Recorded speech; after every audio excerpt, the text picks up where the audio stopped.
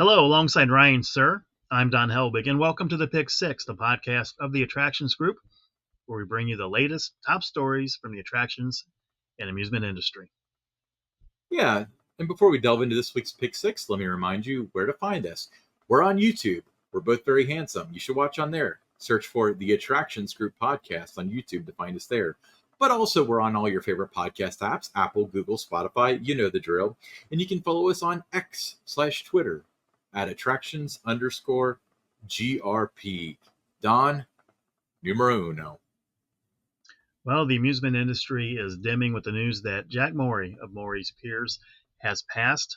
Jack's passion, creativity, and dedication transformed Morey's Piers into a cherished destination for countless families. His innovative vision brought new attractions and experiences that captivated visitors of all ages. If you visited Wildwood, you've been touched by Jack's vision. The Rio Grande Avenue Gateway, the iconic Wildwood sign, the Wildwood Dog Park and Beach, Socratic Outdoor Learning Center, the doo-wop style architecture, and his latest project, the Big Little Nine Golf Course, are just a few examples. Of course, Morey's Piers and resorts also bear Jack's unique vision. So just a real iconic figure in the industry, and we're saddened by this news. Yeah, and may he rest in peace, and thank you for your contribution to the industry. I'm sure you made a lot of people happy with your work. All right. So, next up. So, Six Flags Entertainment Corporation, the largest and most diverse amusement park operator in North America, announced the elimination of a guest surcharge fee on in-park food, beverage, and retail purchases at participating legacy Six Flags parks. Most legacy Six Flags parks have begun applying this surcharge early this year due to an increased labor and supply costs. The surcharge was automatically added at the beginning of every transaction and appeared as a separate line item on the guest receipt. Following the completion of the merger of Cedar Fair Entertainment Company and the former Six Flags Entertainment on July 1st, the decision was made to repeal these surcharges. Two legacy Six Flags parks in California had already eliminated the surcharge in anticipation of a change in state law. So here's this is the argument that we're going to get. They're just going to add this onto the price of the items. I'm fine with that. Yeah, I'm fine with that too. You knew that they weren't going to keep this because if the legacy parks had that, the legacy Cedar Fair parks did not.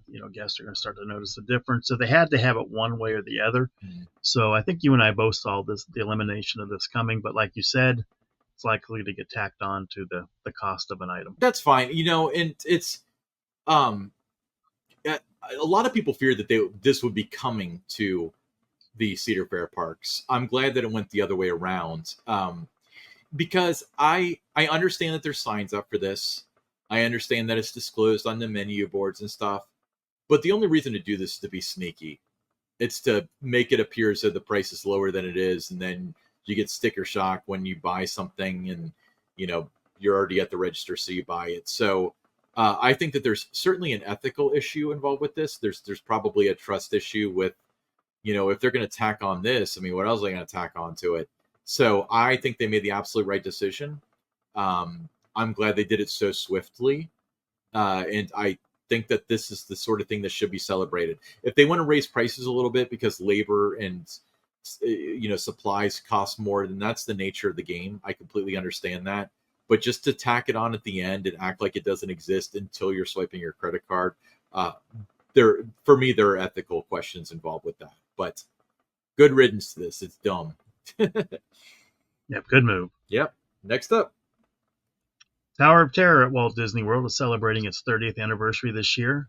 Visitors to Disney's Hollywood Studios can find a new line of Tower of Terror merchandise at the Tower Hotel Gifts, although there is nothing specifically marking the 30th anniversary. So that's a little bit disappointing that you don't get that 30th anniversary kind of shirt. But still, from what I've seen, a really cool line of new merchandise now available. And maybe I'll have you pick something out for me while you're down there, Ryan. I'll give you the money to purchase it for me. Yeah, I'll do that. It's I've wanted to want something from Tower of Terror for a long time, but it seems like the gift shop at the exit has had the same stuff for over a year now at least, and all of it is fine, but nothing like eye catching. So hopefully this rejuvenates it. The one thing that kind of stinks is that the gift shop also has sections for Haunted Mansion and Nightmare Before Christmas. So it's taking up some of the real estate for Tower of Terror, Hollywood Tower of Terror, and Twilight Zone and so on. But you know what the biggest thing is that bothers me about this? I mentioned this in the other side of this in the attractions group is I'm a big Rod Serling fan, but that's all of Twilight Zone is like CBS owned, or at least at the time it was CBS owned. So whenever they do merchandise, it's always Mickey riding the elevator. Mickey doesn't have anything to do with this ride. If they need to have stuff with Rod Serling on or the Twilight Zone logo or something, I would buy the heck out of that. But obviously, they're paying out of that, so that's why you see Mickey. Heck, in this picture alone, you can see Mickey in a Loungefly. You see him like inside That's the right. doors. Mickey's not in that. They're rewriting history in front of us. All right. Next up, Bryn Cummings, a 13-year-old ventriloquist and magician and semifinalist on America's Got Talent, is performing at Holiday World and Splash and Safari. Now through July 28th, guests at the Southern Indiana theme park will have the opportunity to witness Bryn's talent firsthand on the Hoosier Celebration Theater stage. Bryn has been captivating audience with her performances since the age of 8. Her achievements have earned her top spots on TV and in competitions. In 2019, she won first place in the prestigious 82nd annual Abbott's Magic Get Together, a renowned magic convention held in Cullen, Michigan. She was invited to give a TED Talk in 2021 titled How to Dream Like a 10-Year-Old. In 2022, Cummins was featured in CW Penn and Teller's Try This at Home Too. That same year, she claimed the top spot in the junior open mic at the Vent Haven, an annual ventriloquist convention. That is in my hometown, by the way, the Vent Haven Museum of Ventriloquism. We'll get into that in a second. In addition to Bryn's performances, the Holidays in the Sky Drone Show Fireworks Spectacular runs nightly through August 4th. More acts, including magician Don Baggett and comedy juggler Matt Jurgens, will continue throughout the season. So very interesting. But yeah, Vent Haven is in Fort Wright, Kentucky. So it's like a 5-minute drive from here. The Vent Haven Museum is the largest private collection of ventriloquism dummies. It's a museum, and I think that it's free by appointment only, and they have like recommended donations. But they've always had like a big ventriloquism convention here. They used to have this place called the Drawbridge Inn, which is a huge hotel, which failed and was torn down eventually. But they used to have that big convention there. So it's cool to see that she was a part of that. And I really like how Holiday World is rotating the entertainment to keep it all fresh. I do too. And, when you look at Holiday World, they've been voted a number of times a top value park. When you have, different type of entertainment like this rotating through, it just adds even that much more value to your visits to Holiday World. Absolutely. Now, people mentioned like, the short run of the bubble show at Kings Island, how that might be an opportunity. And I think there might be something to that. Next up. I think so too. All right, a longtime ride at Waldameer Park will soon be retired. After more than 4 decades of bringing joy to riders, the Spider will be retired at the end of the 2024 season. This beloved attraction will be replaced by a new ride called the Time Twister. It's a family thrill ride. In addition to the new ride, Waldameer is planning several improvements for 2025. These include a new potato patch, sun deck cafe, and a swim shop retail building. The park is also looking to expand the entrance to Waterworld. I was recently at Waldameer, had a chance to. I did not know the ride was going to be retired, so I'm glad I rode the Spider. But it's really just such a charming park. If you're in that area, in Pennsylvania area, you gotta check out Waldameer. Yeah, I agree. It's funny how different these are. So I was looking at the Spider. I was for obviously the segment of the show, but with the support structure, it looks like somebody built this in their backyard, and that's just how rides were back in the day. And now you look to the right for that, that nebula that's there. It looks like it's built like a tank, like it could survive a Category 5 hurricane. Well, it's going to be a good fit there, and it's a nice addition for the park, adding a thrill attraction. I hate to see the Spider go. So many memories there for a lot of guests that have gone to Waldameer. But it's really cool what they're doing there. I'm looking forward to experiencing that. I'm definitely going to make a trip back there next year. Have you ridden one of these Zamperla Nebulas? I have not. Have you? Yes, I rode it at IAPA, and I thought it would be one of those rides that looks cool but rides boring. I was absolutely wrong. It is so fun, and it gives you weightless sensations. So they're really going to have a winner on their hands, both visually and from a ride experience standpoint. Yeah, I remember seeing it at IAPA, but I did not ride it. Yeah, they always have it available. I mean, the last couple times I've been there, they've had them. All right. Yeah, a great addition to the park. Next up. So, the Cincinnati Zoo and Botanical Gardens have announced a new fall tradition debuting this October. The event, called Jack-O-Lantern Glow, will feature 5,000 hand-carved illuminated pumpkins and displays, making it the largest illuminated pumpkin show in the tri-state area. Jack-O-Lantern Glow will take place on October 3rd to the 6th, 11th through the 13th, and 18th to the 31st. Tickets are available online, and all visitors must reserve a date and time-specific ticket in advance. Prices are set at $25 for the age 13 and older, and $20 for children between the ages of 3 and 12. Members will receive a $3 discount on each ticket, and children under the age of 3 can attend free. So look who's getting into the Halloween game, Cincinnati Zoo. Yeah, it's one of the finest zoos in the country, by the way. But yeah, I mean, this looks like a really fun event for families. I'm going to check it out. What about you? I plan to go. The zoo does Festival of Lights, and it's one of the most popular Christmas events in the Cincinnati area. So, I mean, they know what they're up against. So this could be really cool. So I'm guessing. I haven't seen. Yeah, as well as they do that that holiday event, with their Festival of Lights, as well as they do that, I mean, they're going to do this well. Well, we know that, much like the Disney stuff, if you can do Christmas, you can do Halloween. It's the same thing except scary. All right, cool. Let's move on to the listener questions.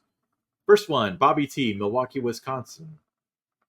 Legacy Six Flags parks like Six Flags Over Georgia and Six Flags America have invoked a chaperone policy similar to what some of the legacy Cedar Fair parks have done, like Carowinds and Kings Island. From what you can tell, has it made a difference in unruly behavior? I think so. I think it's helped. I think it has too. But I think that the main goal, and I don't think that they're hiding their cards too much in this, is if you're 13 years old you're with your friends and you're behaving, you're probably okay. Technically, you shouldn't be in the park without a chaperone, but they're not going to accost you. But if you start getting annoying and destructive, then they start asking, where's your chaperone? And that's an easy out to kick you out of the park if you don't have one. So you don't need to comment on that, because you were with Kings Island when they invoked it originally, right? Or was that after you left? I was. Yeah. I was, and I felt, just even this year going to the park as a guest, it makes a difference when you're there in the late evening hours, especially on the weekend, the Saturday nights, the Friday nights. I think it's helped. Yeah, I think so too. I noticed it starting pretty early, and I do. One of the problems that you do run into is you walk into the park at 5-6 o'clock, and you've got some kid walking up to you like, "Hey, can you be my chaperone?" I would highly encourage against that. I've not seen that. I've had it happen to me. I think everybody I know has had it. You're not very approachable, Don. That's the problem. Probably. But yeah, I've seen it happen a lot. Fortunately, I've never heard of somebody saying like, "Oh, okay, let's do this." But I'm sure it does happen. But yeah. Next listener question, Alex G from Lancaster, Ohio. Are we ready to call Top Thrill 2 a bust? I'm not. I mean, for 2024, it's a bust. If it opened today, it would have missed half the season. I'm not saying in the long run it's a bust. I think it's going to be a win in the long run. I think there's a lot of doubt there, whether it's going to open at this point. There's doubt has crept in, especially within the enthusiast community, if it's going to reopen, at least during the summer, possibly in the fall it might. But no, I mean, it's unfortunate what's happened there.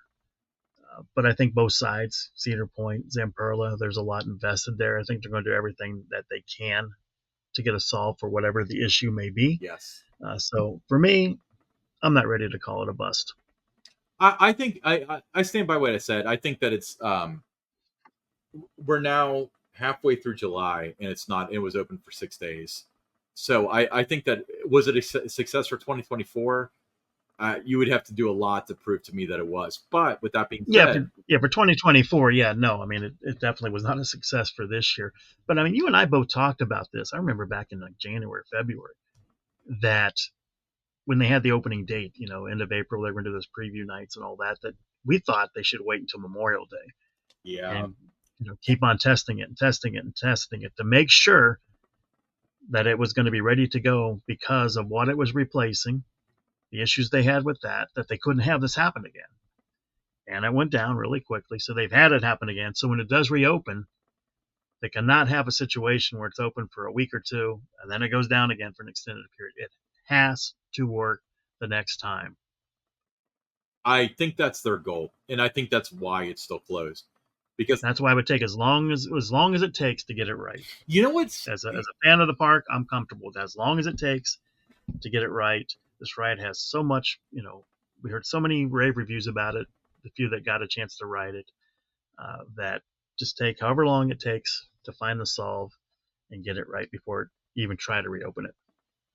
Yeah. So what I think is kind of interesting, I wouldn't say scary because I don't want to put that onto people's heads, is that we're now halfway through the season. So technically they could fix the train, whatever's wrong with the trains, like good enough to make it through the season and reopen it now. But whatever problem they're having, they don't feel comfortable doing that. They have to fix it once and for all and not push it off until the off season. So I'm sure that all the facts with the ride will eventually come to light, as things have a tendency to do. But it'll be very interesting to find out the actual timeline of events of what went wrong and what they did to repair it and what happened. Because I assume that their one repair that they did at this point was not enough because it's been so long, and they kind of acted like they didn't say it wouldn't be this long, but that's the vibe that everybody got. But all right. Wendy B from St. Louis, Missouri. Have you ridden Screamin' Eagle at Six Flags St. Louis? If so, what are your thoughts? It's my favorite coaster at my home park. I have not. Don, I'm sure you have. I have. I really enjoyed it when I rode it, and it's been a minute since I've been there. It's been about 18 years, I think, was my last visit to Six Flags St. Louis. My daughter was about 10 or 11 at the time, and she loved it too. When it first opened, I want to say like 1976, I'm thinking off the top of my head, it held records at the time. It's the tallest and the fastest, and that John Allen, who designed the racer at Kings Island, was a designer of it. So it had a lot of those elements, great airtime, just a lot of fun. I don't know. Hopefully they've been able to, maintain it and do all the track work necessary to keep it a smooth ride experience. I don't know how that is since then, but when I did ride it, I really enjoyed it. That's cool. Yeah, Six Flags St. Louis is a park that has not come to it's not come to mind a lot recently, but I've had a lot of people wanting to go recently, so I might make my way out there. I've got my maybe. Six Flags Legacy Diamond Pass, so I'll try to see if I can fit that in before we get too deep into the fall. That's perfect. You have to let us know how it goes. So Wendy, so this is your home park. Tell me, is it worth the drive from Cincinnati, about 6 hours out there, assuming that the Blues aren't playing and I can't go to, a Blues game while I'm out there? So yeah. All right. Hey, thanks for watching, everybody. We'll be back next week with some more wonderful news and attractions and interviews and all sorts of fun stuff. Make sure you follow us on all your favorite podcast apps, Apple, Google, Spotify. You know the drill. Follow us on X at attractions_GRP, and subscribe on YouTube by searching for the Attractions Group Podcast. See you next week, everybody.